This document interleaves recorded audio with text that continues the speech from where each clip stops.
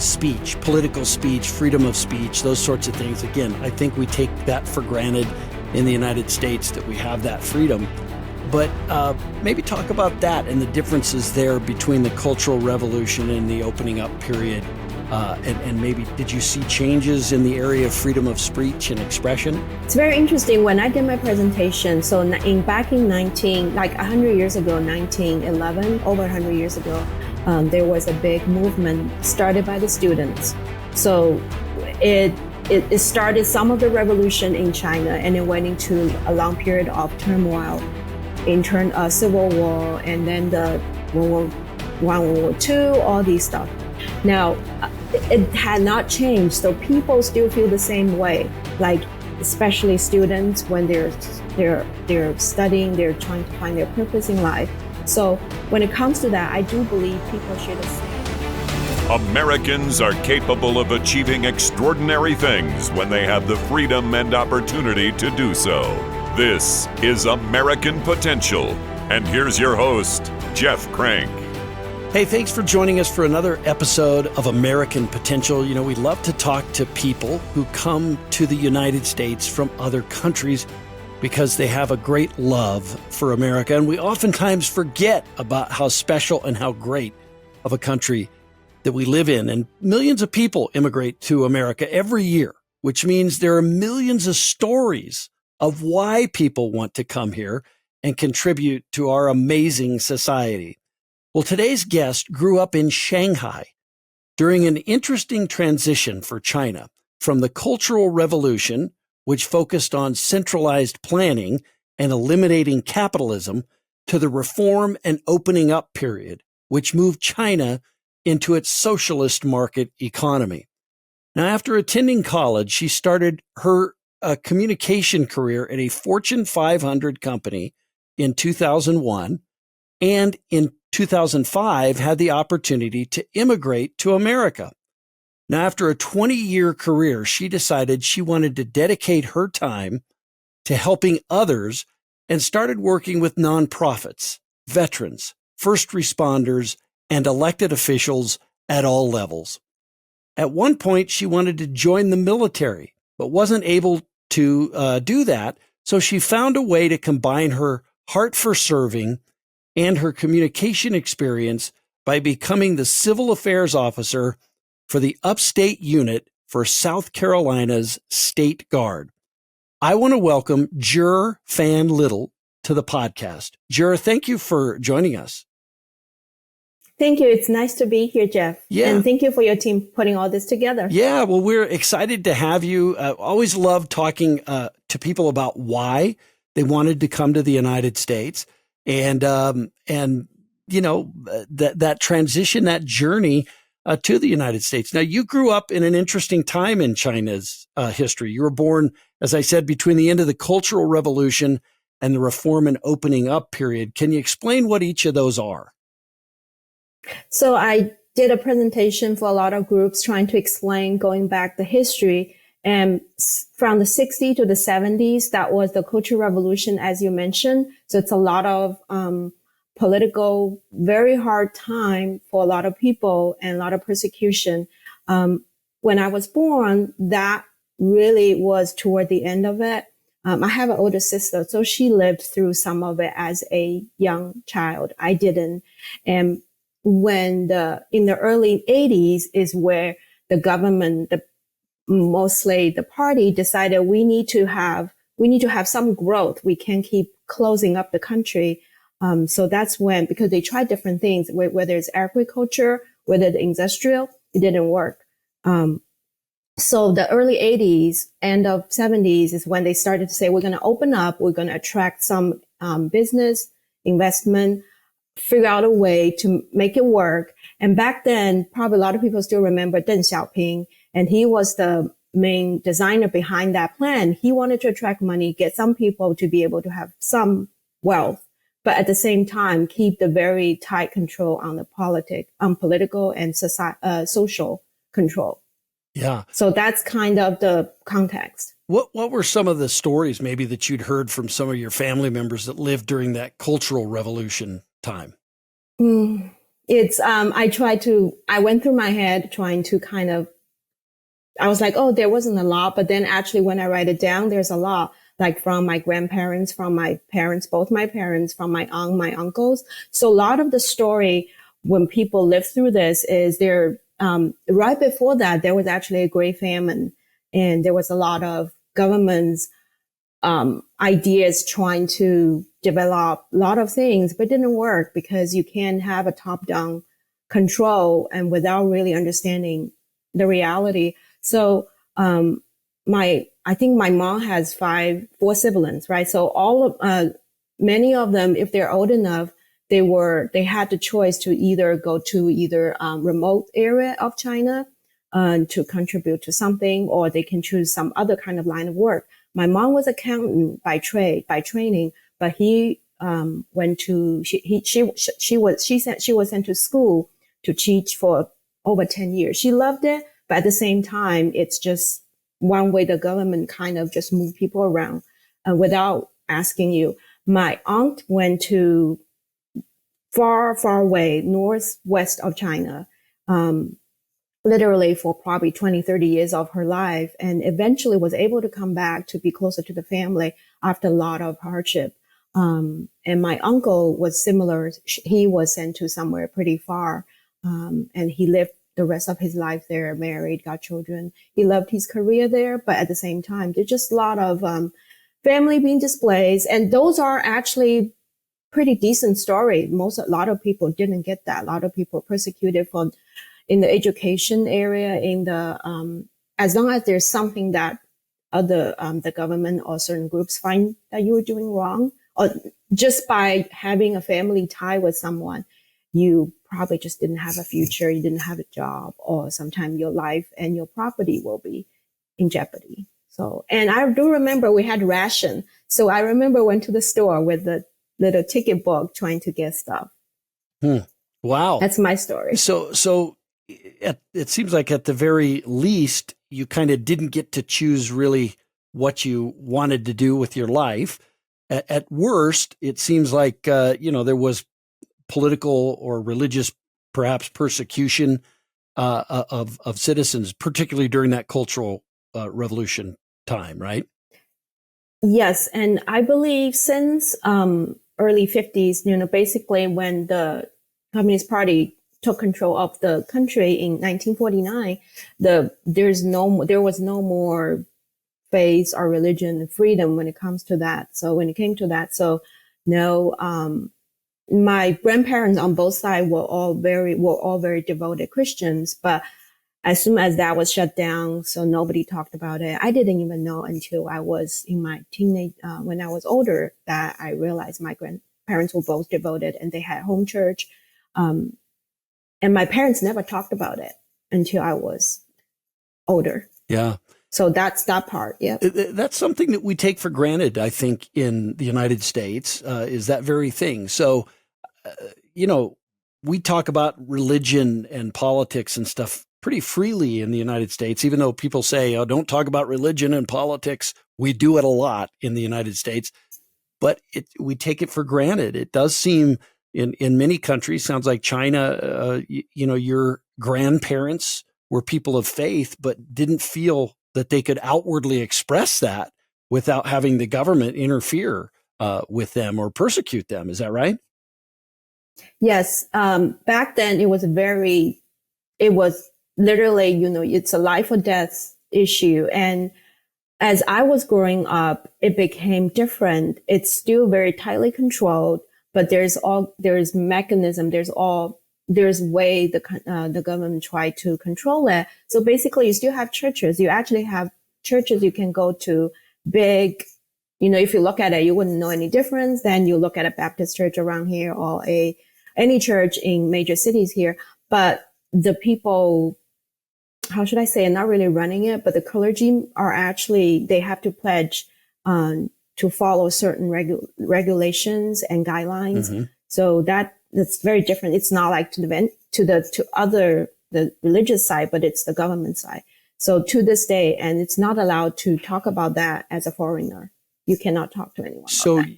So that even allowing churches to to be around and people to attend them and things like that. That kind of happened through the reform and opening up period. Is that right?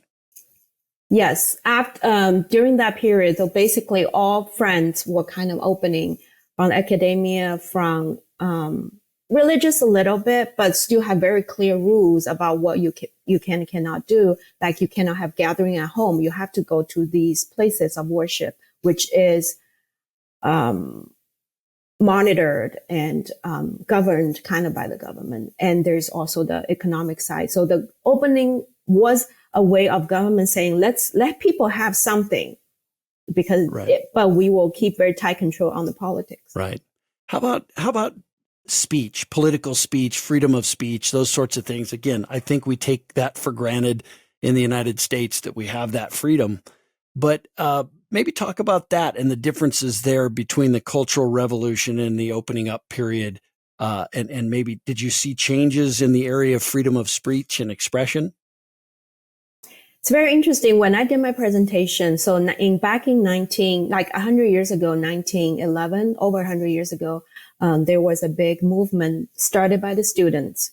So it started some of the revolution in China, and it went into a long period of turmoil, civil war, and then the World War I, World War II, all these stuff.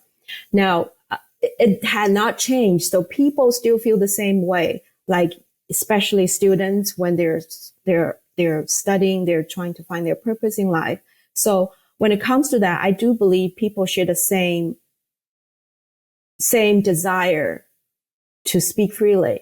However, I do think throughout the generation, especially my generation after Cultural Revolution, people who lived through it or people who have seen it, and especially for me, I was very young when 1989, the Tiananmen Square happened. So that has a huge impact on people. So what it means is people realize as long as the system is the way it is, you have a choice. You could probably say something, but probably just going to disappear tomorrow. Or you find a way, either you choose not to say anything, or you find a way to say it in a way that you can still preserve yourself and be effective. So it's a little heavy to talk about, but I do know my generation, after seeing 1989, what happened, and a lot of people choose to leave the country because we just feel like it would take a lot to be able to get to a point. Yeah. What about internet, like the internet freedom? And you talked about 1989 and Tiananmen Square. And, of course, since then we've had the growth of the internet. We take it for granted in the United States that we can pretty much look at a website and we can get news from different sources and things like that. That to this day doesn't happen in China, correct? They really do control what citizens of China get to consume for news and internet sources. So there are two terms actually in my research I learned. One is the Great Firewall. So you have the Great Wall of China, but you also have the Great Firewall of China. So that's literally, I'm not kidding, it's a real term, and it's probably being 10, 20 years that's being in place. So when I travel back to China, I was shocked for the first time, but then now I'm getting used to it. In 2 days, I will be prepared, not having Google, not having Gmail, not having a lot of the access. You can use VPN, but just for average citizens, that's one thing. That's the internet, but also there was a book called the Republic of Amnesia. So after 1989, so this is how the government control is the internet. So when you search for a certain term, it will not come up. So it's not about you can access a website or not. It's just the information does not exist. It's scrubbed. You look for Tiananmen Square, it will be nice pictures of the square. Nothing about anything that happened. How about if you searched, United States Constitution, Declaration of Independence, First Amendment, would those things come up? That I have not tried. Yeah. I think you'll come up to probably a very generic term. I think it's, as long as it's something that's not really saying anything negative about the government. Yeah. or anything too controversial. So when you were growing up, did you have a sense that you were missing out on freedoms, or did you just not know that the rest of the world really had those freedoms? Does that make sense, that question? It does. I would say, I would say there's certain fields and parts of knowledge I was probably not aware that I was missing. But I think it depends on the upbringing. So my dad was actually somehow, I think he has certain understanding, and it's probably because of both grandparents from both sides were Christian. So they have some interaction with Westerner Americans. So there's something passing down to my dad. So my dad was always telling me and my sister about there's a free country, there's a free place, that there's the America. So I've heard of those. And I do believe, and I do think my major was actually French in college. So by studying a different culture, different language, it kind of opens your mind and trying to search for answer. I may not find the answer, but at least I know I am missing something. So at some point you decided that you wanted to immigrate to the United States, and I'd love to talk about, your thoughts on that. Was that, when did you decide? Were you a young girl? Were you a little bit older when you thought, I'd like to get to this country that has freedom that my dad was talking about?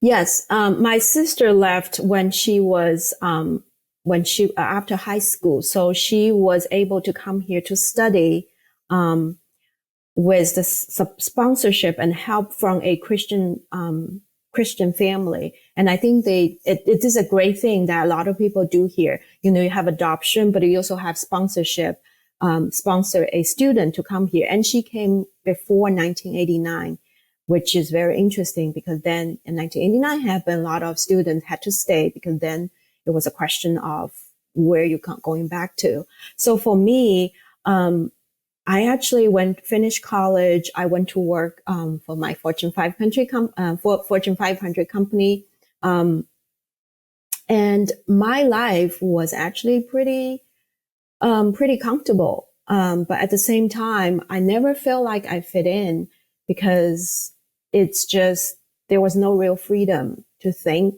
to pursue something that I really want to do to help, to serve people.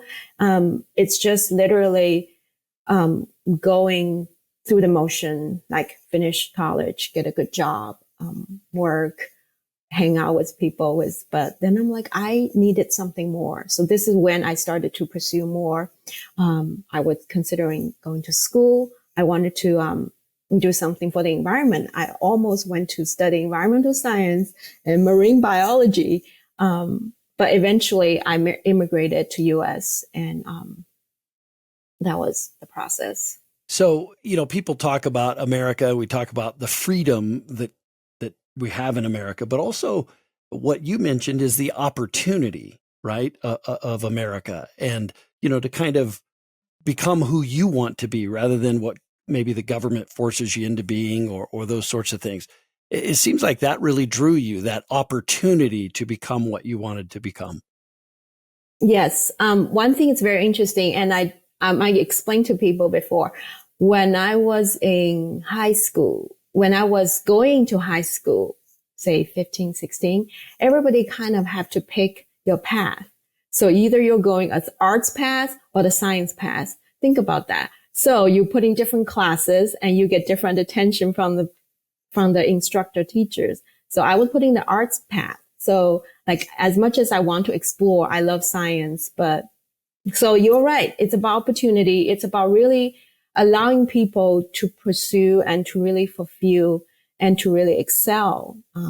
So yes, but that's on the foundation of freedom and liberty, and the Christian value as well. Yeah. And I love this question. I love asking immigrants this question. There's a video out there, and I think we're working to get this person on the show. It's a person who came over from Cuba, and he drives now for UPS.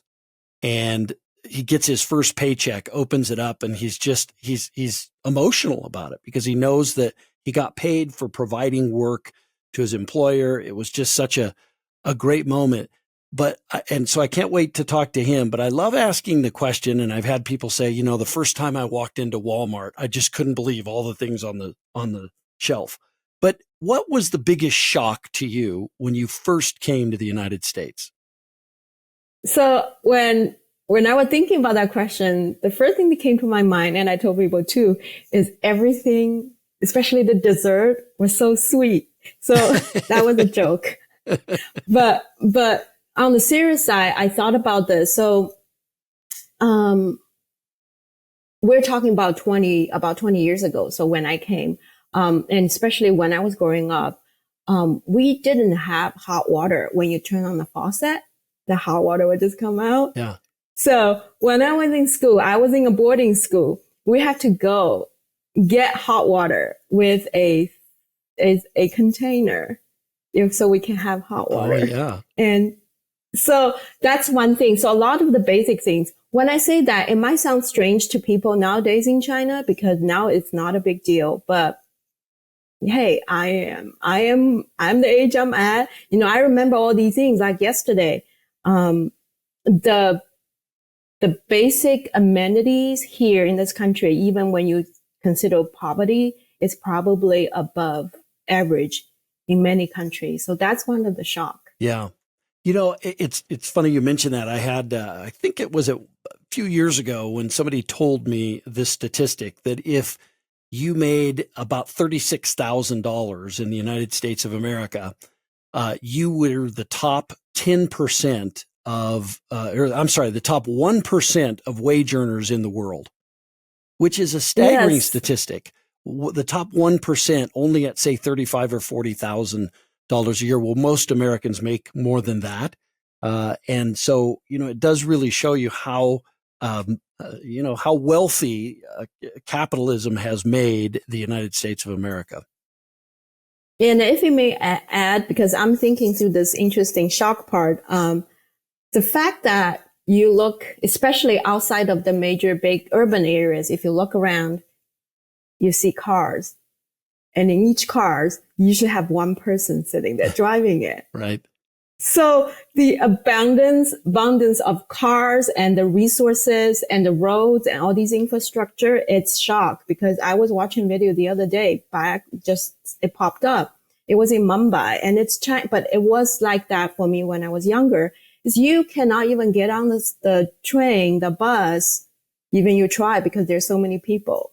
So think about the difference of so many cars and one person in that car driving that vehicle. Right. And so many different kinds of cars too. I mean, I have noticed that when I travel, there's certainly different kinds of cars, but they're generally one class of cars. They're kind of smaller cars, economy type cars in a lot of countries. Here, you may have a gigantic, Ford F-350 pickup truck or a very small fuel economy cars, but people get to choose the kind of car that fits their lifestyle here.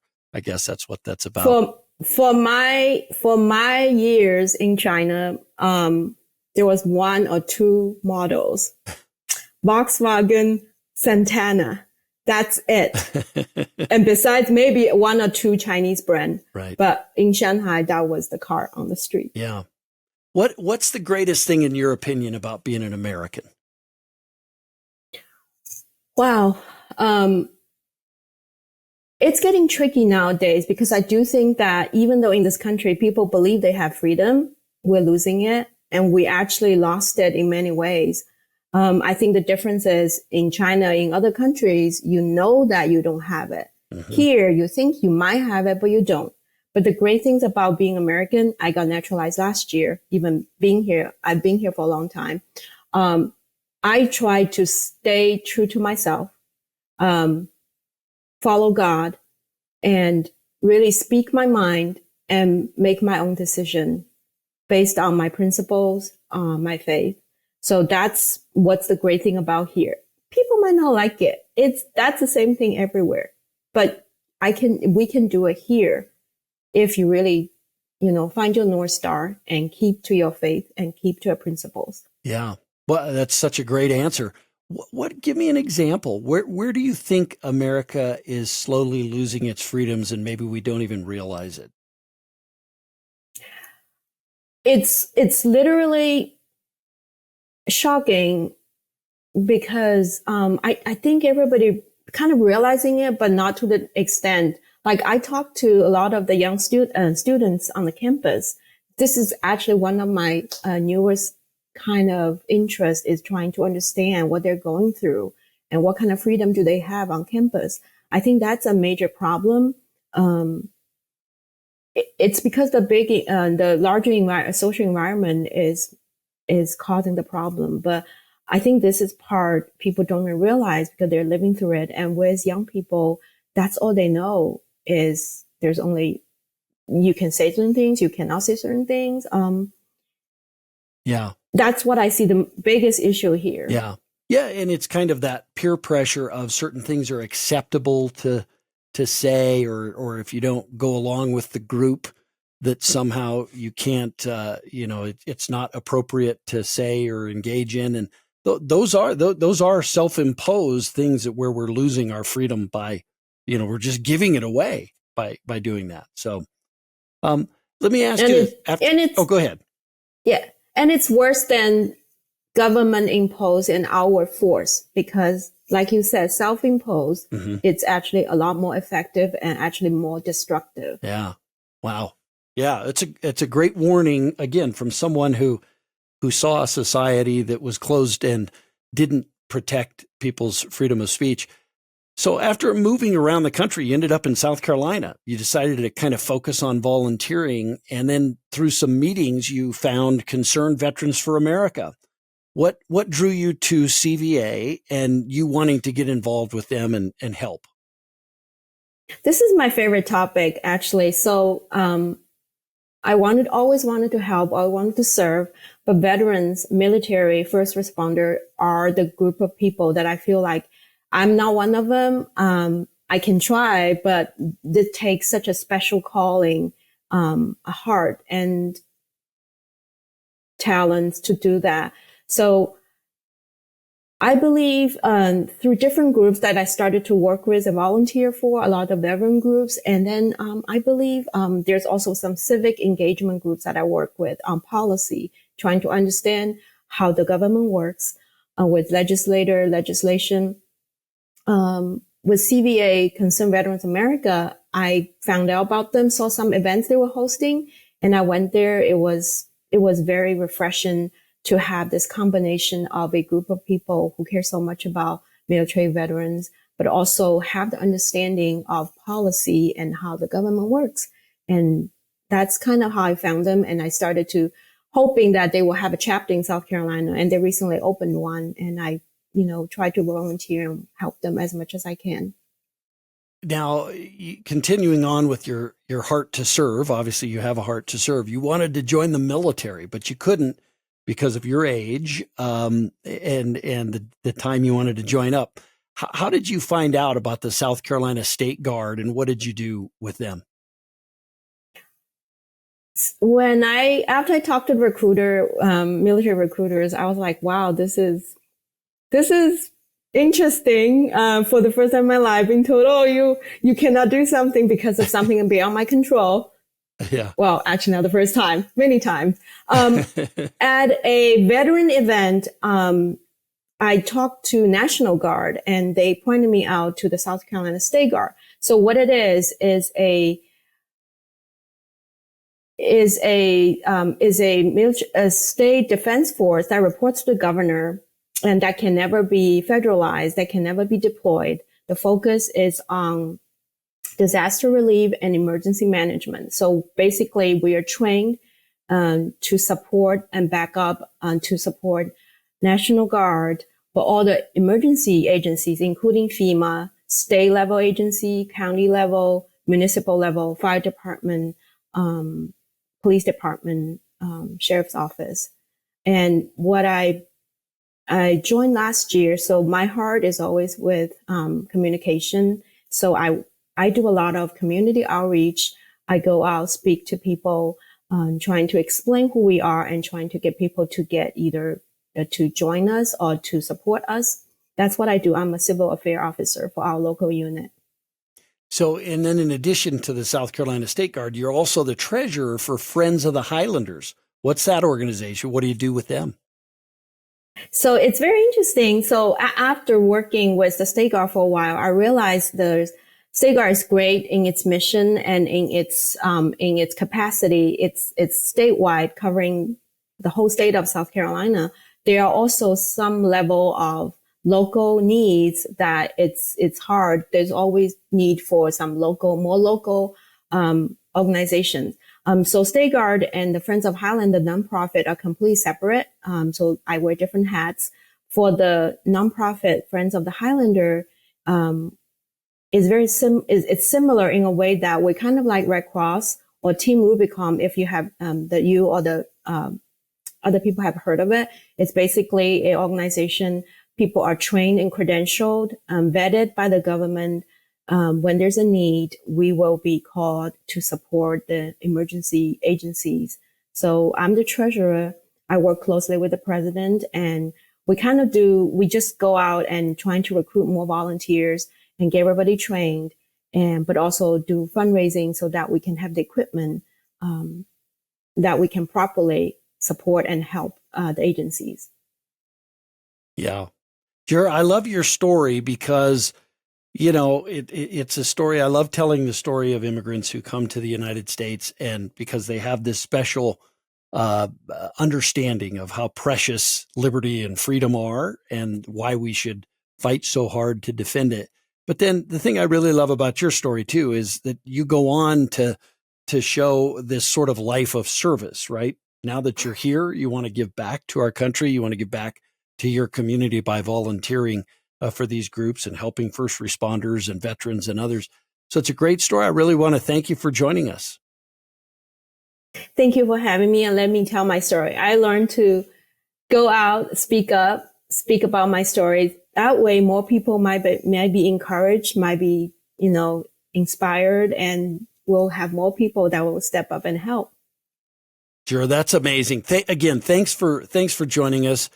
And again, folks, liberty and freedom are easily taken for granted. And we've got to be more like Jer. We've got to, first of all, recognize the freedom that we have.